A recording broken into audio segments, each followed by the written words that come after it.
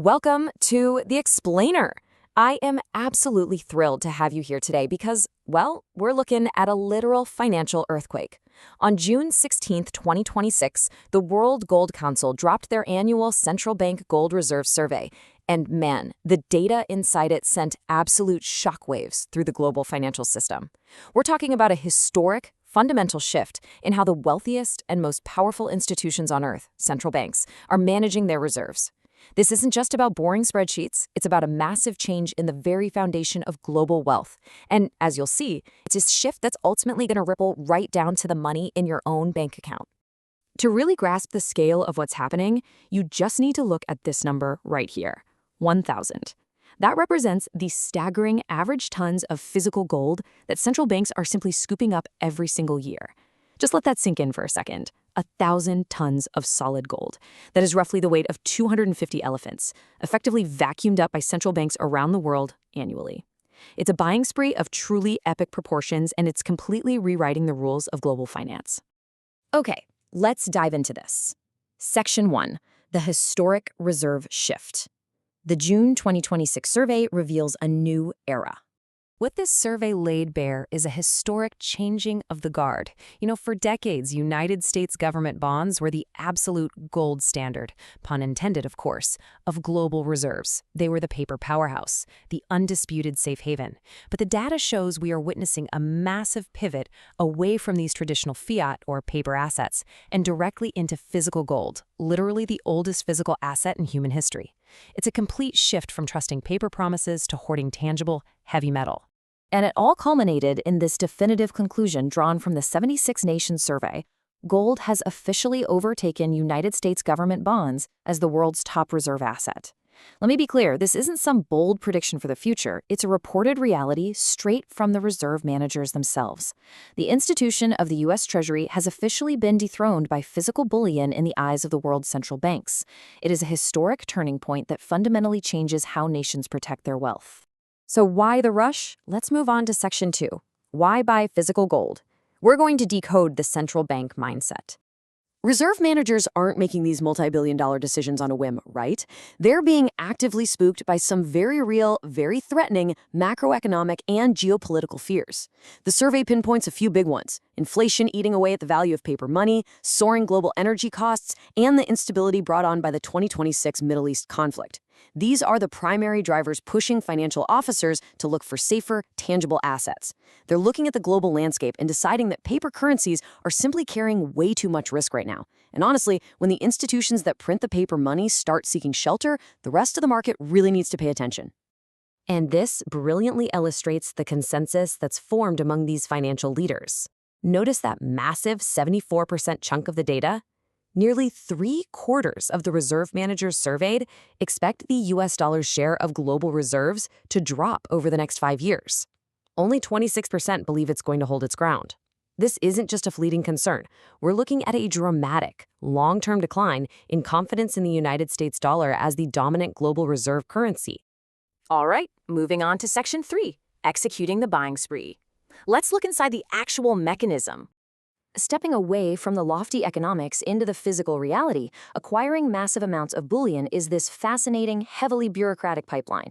It basically happens in 5 distinct steps. First, reserve managers review that macro backdrop we just talked about, the conflicts, the inflation. Second, they evaluate peer data, essentially looking over their shoulders at what other central banks are doing. Third, investment committees submit formal internal proposals to adjust their portfolios. Fourth, they actually have to figure out how to fund these massive acquisitions. And finally, step 5, they have to arrange the highly secure transport and storage of the physical bars. So, who's actually doing the buying? The survey breaks this down perfectly.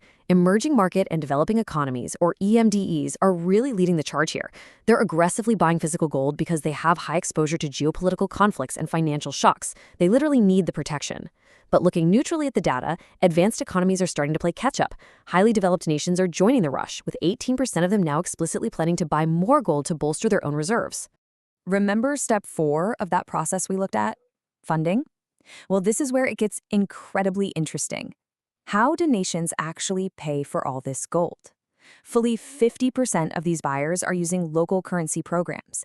This means they're setting up internal programs to buy gold directly from local miners using their own domestic money. That brilliantly helps them preserve their foreign cash reserves. Meanwhile, 38% are taking a much more aggressive route. They're actually liquidating their existing foreign currency assets, things like US Treasuries, to free up the cash to buy the metal. And then we get to logistics, which, as you can imagine, is a massive operation. This survey tracks a very clear trend here. Central banks are accelerating the repatriation of their gold. They're actively pulling massive, heavy pallets of gold out of historical Western hubs like the Bank of England and the New York Federal Reserve, and they're bringing them home. They're growing their domestic storage to ensure they have absolute maximum control over their wealth during a crisis. And for whatever gold they do decide to keep overseas, they're actively diversifying it across more jurisdictions just to spread out their risk. Let's move to and see how this builds in Section 4, Global Market Ripple Effects. This is the impact chain. What the World Gold Council survey creates is essentially a massive psychological phenomenon known as peer behavioral loops. When this survey gets published globally, central banks read it. They see their peers aggressively moving away from the US dollar and hoarding gold. So this publicly reported data triggers a synchronized fear of missing out. They increase their own buying simply to ensure they aren't the absolute last ones left holding depreciating paper assets. And we can actually see these behavioral loops show up in the hard data. A staggering 89% of central banks now expect global gold holdings to rise. They see the trend and they know exactly where it's going. Because of that, 45% of central banks surveyed plan to actively increase their own personal gold holdings over the next 12 months. Almost half the world's central banks are actively queuing up right now to buy more. This inevitably leads us to a sheer physical constraint. You've got 76 nations, representing massive economic power, all trying to hoard the exact same rare metal at the exact same time. This synchronized wave of official purchasing rapidly removes a massive amount of physical bullion supply straight from the open market. Remember, unlike paper money, you can't just flip a switch and print $1 billion worth of physical gold. Once a central bank locks it in a vault, it is permanently off the market. It's just gone from the circulating supply. And that creates our ultimate market consequence. It works exactly like a seesaw. On one side, this immense constrained supply creates intense upward pressure on gold spot prices. As the central banks buy, the price is just driven higher. On the other side of the seesaw, because central banks are either selling off foreign government bonds or outright avoiding buying them to fund their gold habits, traditional reserve fiat bonds are facing noticeably reduced international demand. But it's not all upside. Let's look at Section 5, the risks of gold. Here's the catch to the strategy. So the crucial point is that this strategy isn't flawless. There are very real limitations to hoarding physical metal, and a gold-heavy portfolio carries its own set of risks. First up is illiquidity. During a sudden, acute national emergency, you really can't always instantly convert physical gold bars into spendable cash. Second, hoarding gold carries massive continuous expenses. You have to transport it, you have to guard it, and you have to insure it endlessly. And finally, there's price volatility. Central banks are executing these buys at historic price peaks right now, which exposes them to the very real risk of capital loss if the market ever stabilizes and prices drop. Beyond the raw finances, there's also a very real diplomatic risk here. When a nation openly and visibly liquidates its holdings of a superpower's currency, like, say, dumping the United States dollar to buy gold, it sends a huge geopolitical message. It can severely strain diplomatic and economic relationships with the nation that actually issues that currency. It introduces this layer of geopolitical friction into what is otherwise just a purely financial reserve strategy. Which brings us to the ultimate question we have to ask ourselves as we look at all this data. The June 2026 survey has laid the facts completely on the table. The central banks are shifting. So if the ultimate managers of global wealth are actively retreating from fiat into physical gold, what does that mean for the future of the paper money in your wallet?